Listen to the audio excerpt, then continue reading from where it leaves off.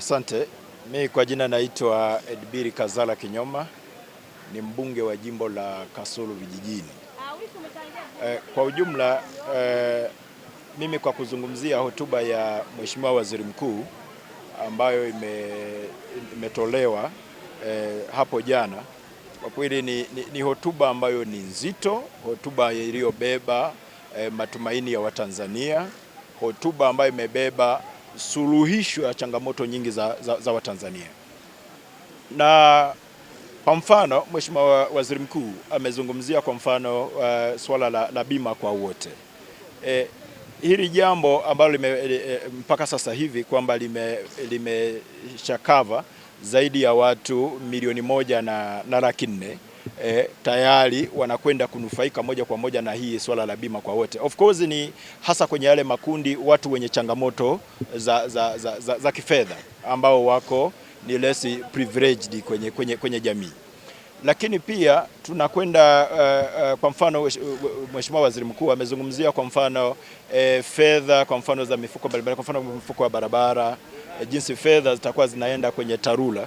Ukizungumzia kwa mfano kama sasa hivi nchi yetu maeneo mengi hasa ya vijijini ni changamoto, na ukiangalia jamii kubwa ya Watanzania wengi hawaishi mjini, wengi wako kule vijijini. Kwa hiyo tunavyozungumzia kwamba fedha zitakwenda majimboni moja kwa moja kwenda kwenye TARURA, maana yake wananchi wanakwenda kunufaika moja kwa moja, na maana yake wakiwemo wananchi wa jimbo langu la Kasulu Vijijini. Na kuna fedha kwa mfano kwenye mambo ya maji, kwa mfano kule kwenye maji tena nako tunakwenda kunufaika moja kwa moja. Hizi ndizo changamoto za wananchi ambazo unakuta zimewazinga kule na hawasemi, mambo ni mazito. Ukienda kule sisi kama wabunge au madiwani unakuta ndo mambo yamejazana kule vijijini, kule field. Kwa mfano kuna kitu kingine Mheshimiwa Waziri Mkuu amezungumzia kwa mfano mikakati iliyopo kwenye mambo ya utalii. Amezungumzia mambo ya utatuzi wa migogoro ya ardhi. Amezungumzia kwenye elimu. Kwa mfano nikizungumzia kwa mfano utatuzi wa ardhi. Nchi hii maeneo mengi, Mungu ametujalia rasilimali kubwa ya ardhi, lakini bado maeneo mengi hatujafanikiwa kuitumia ardhi kisawasawa. Hatujafanikiwa kuitumia ardhi kuwanufaisha Watanzania wengi. Kwa hiyo Mheshimiwa Waziri Mkuu anavyozungumzia kutatua changamoto ya migogoro ya ardhi, hapa moja kwa moja tunakwenda kugusa uchumi almost wa kila Mtanzania. Tunakwenda kugusa maisha ya kila Mtanzania. Hakuna mtu anaweza kaishi au hakuna taifa au hakuna mwananchi yote anaweza kaendelea bila kugusia ardhi. Kwa hiyo ardhi almost inagusa kila Mtanzania. Kwa hiyo Mheshimiwa Waziri Mkuu anapozungumzia kwamba anakwenda kupambana kuhakikisha kwamba migogoro ya ardhi inapata utatuzi. Na of course tumeona kwenye ziara yake. Hii ni shahidi kabisa. Amefanya ziara, na kwenye ziara aliyofanya na pengine ndio imekuja kuzaa hii hotuba ambayo amekuja kutuelezea kwamba serikali inakuja na mikakati madhubuti ya kuhakikisha inatatua migogoro mingi ya ardhi. Kwa mfano Dodoma kuna migogoro mingi, ukija Dar es Salaam migogoro ni mingi, jimboni kwangu la Kasulu Vijijini mpaka kiongozi wa chama Kena kiongozi alivyokuja pale aliagiza waziri wa ardhi na waziri wa maliasili na utalii waje jimbo la Kasulu Vijijini kuhakikisha wanatatua migogoro hii mingi ya ardhi. Lakini pia tukija kwa mfano kwenye swala la elimu, Mheshimiwa Waziri Mkuu amejaribu kugusia jinsi serikali ilivyojipanga kuhakikisha Watanzania wetu wanakuwa na elimu ya kisasa. Yaani tunakuwa na elimu ambayo inaendana na kasi ya dunia. Elimu ambayo itazingatia matakwa ya teknolojia. Elimu ambayo itakwenda kugusa vijana wengi kuweza kujitegemea. Amezungumzia kwa mfano elimu ya amali. Amezungumzia matumizi ya tehama kwenye elimu. Amezungumzia namna serikali imechukua baadhi ya vijana kwenda kuwasomesha nje kwa kuwafadhili. Amezungumzia Samia Scholarship ambavyo tumechukua vijana pure wa science ambao wamefanya vizuri, na mimi kwa taarifa mkoa wangu wa Kigoma umefanya vizuri sana kwenye masomo ya science, physics tunashika nafasi kama ya tatu. Tuko kwenye 10 bora masomo ya sayansi, almost masomo mengi kwenye jimbo la Kasulu vijijini na kwa mkoa wa Kigoma kwa jumla tumefanya vizuri. Kwa hiyo anavyozungumzia kwamba wanakwenda kuwezesha wanafunzi wanaosoma masomo ya sayansi au wanakwenda kuwezesha wanafunzi wenye shauku ya kuhakikisha kwamba wana move na dunia inavyokwenda kwa kutumia masomo ya tehama, masomo ya sayansi ikiwemo tehama ndani yake, maana yake anakwenda kugusa na jimbo langu la Kasulu vijijini moja kwa moja na Watanzania kwa ujumla. Lakini amezungumzia swala la michezo kuhusu AFCON. Jambo hili nalo ni jambo ambalo kama Watanzania ametuarat imeonyesha jinsi kwanza serikali ilivyojiandaa kwa kuhakikisha kwamba nchi yetu inanufaika na ujio wa AFCON. Yaani nchi imejiandaa, imejizatiti. Nchi tunajenga viwanja vya kisasa. Nchi tunatengeneza barabara za kuelekea kwenye hivyo viwanja. Nchi imearati mpaka mamantilie wajiandae. Nchi tunakwenda kuwa na namna ya pekee kuhakikisha kwamba tunanufaika kama taifa kwenye ujio huu wa AFCON, kwa sababu ni fursa. Watakuja kwa mfano utalii. Kile kiwanja kwanza kimewekwa kwa mfano kama Arusha pale kimkakati, hakijawekwa kwa bahati mbaya, kimewekwa pale. Kuna watu watakuja, kuna mashabiki mamilioni wataangalia na mamilioni watakuja. Watakavyokuja maana yake watatembelea vivutio vyetu kwenye taifa letu. Kwa hiyo mimi kwa ujumla nipende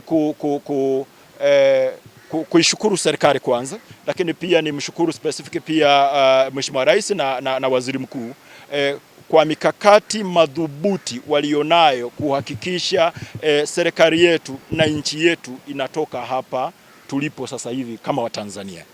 Na kingine specific niweze kugusia, naomba nigusie kidogo kwenye swala la usalama wa taifa letu na amani ya nchi yetu. Hotuba ya Mheshimiwa Waziri Mkuu imezungumzia pia namna serikali yetu ilivyowekeza kipaumbele kuhakikisha tunaendelea kuwa na amani tulionayo. Amani ndo injini. Kama ni gari tunakuwa na injini, ndo injini kama injini ya gari ambayo inahakikisha sasa amani ya nchi yetu ndo injini ya uchumi wetu, ndo injini ya uhai wetu wa Tanzania, ndo injini ya maisha ya Watanzania, ndo injini ya maendeleo. Kwa hiyo serikali imeonyesha kwamba imejipanga kuhakikisha inadumisha amani tulionayo kwenye taifa letu kwa kipindi kingine cha mwaka huu ambao wamezungumzia, lakini nafikiri ni mikakati ya muda mrefu kuhakikisha inadumu kwa miaka 5, inadumu kwa miaka 25 mpaka 2050. Kwa hiyo ni jambo lingine ambalo naweza kushukuru. Nigusie tena kilimo. Mheshimiwa Rais, Mheshimiwa Waziri Mkuu amegusia pia kilimo kuhusu mambo ya umwagiliaji. Kwa kweli specifically pia nalo hili jambo nilipongeze kwa mikakati iliyopo ya serikali kuhakikisha wananchi wetu wanaweza wakalima masaa 24, kulima misimu yote, kiangazi, masika, muda wote unaweza kunufaika. Kwa hiyo hili jambo sio kwamba limekuja tu, ni mikakati ya serikali kuhakikisha tunajenga uchumi jumuishi, taifa jumuishi, taifa ambalo linagusa kila mwananchi. Kwa sababu ukizungumzia kilimo maana unazungumzia zaidi ya 60% ya wananchi ambao wako vijijini wanajishughulisha na kilimo. Kwa hiyo ili uguse hao zaidi ya wananchi milioni 40, ili uwaguse maana yake lazima uzungumzie kilimo. Kwa hiyo serikali inavyozungumzia kilimo, inavyozungumzia mambo ya umwagiliaji, maana yake inazungumzia zaidi ya wananchi milioni 40 walioko vijijini. Kwa hiyo nalo jambo hili nilipongeza. Wamezungumzia kwa mfano vijana nako tena hajawaacha nyuma. Vijana nao wamezungumziwa kwenye hotuba ya Mheshimiwa Waziri Mkuu. Vijana imewekwa mikakati madhubuti ya serikali. Kwanza nimpongeze Mheshimiwa Rais, ametuletea wizara maalum, wizara ya kipekee kwa mara ya kwanza, wizara inayodili na vijana. Asilimia almost 70 tunazungumzia vijana kwenye taifa hili. Sasa kama tunazungumzia vijana, hauwezi ukaendelea kama unaliacha hili kundi kubwa nyuma. Na hii ndio nguvu kazi. Sasa kama ni nguvu kazi, kwa lazima tuweke mikakati kama serikali kuhakikisha, na hilo limeonyeshwa dhahiri wazi na serikali ya awamu ya 6 wameweka mikakati ya thabiti wameweka mabilioni ya fedha kuhakikisha vijana wanapata mikopo. Ukiachana na 10%, kuna bilioni 200 zingine zimeingia huko, mpaka content creators wanakwenda kunufaika, wasanii. Lakini serikali kwa mfano kama leo naibu waziri wa michezo amezungumzia mpaka kujenga arena ya wasanii wetu hawa, lakini pia kutakuwa na studio za kisasa kwenye hiyo arena.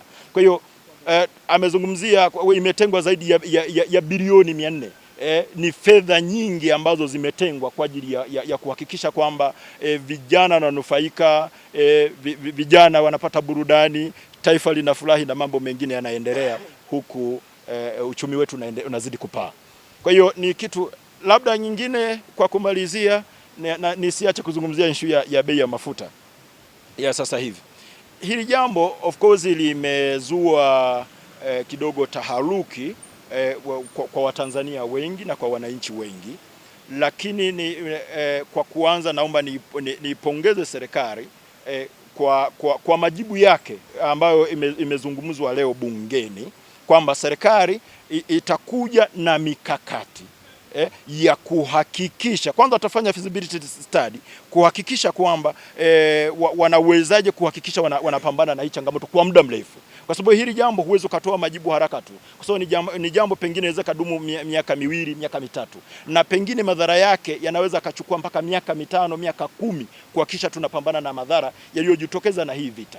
Kwa hiyo serikali inafanya utafiti na itakuja na majibu bungeni, na inaposema inakuja na majibu bungeni, maana yake inakuja kuwajibu Watanzania wote kwamba serikali itakuja na mikakati gani kuhakikisha kwamba inakuwa na suluhisho la muda mrefu, kuhakikisha inapambana na hizi fluctuation ambazo huwa zinajitokeza, ikiwemo kupambana na majanga kama haya ya vita ya madhara yake yanayoweza kujitokeza kuathiri uchumi na wananchi na maisha ya wananchi kwa ujumla. Kwa hiyo serikali, lakini pia Mheshimiwa Spika ametoa maelekezo kwa serikali ije na majibu, lakini pia kamati ya nishati imeanza kukaa.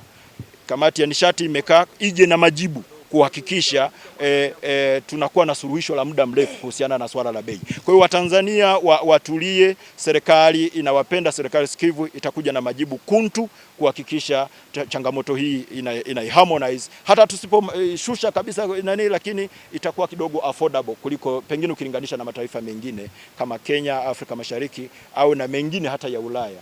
Inaweza kukuta taifa letu tunakuwa na angalau bei afadhali kuliko mataifa mengine. Asante sana. Mimi niwashukuruni sana. Asante.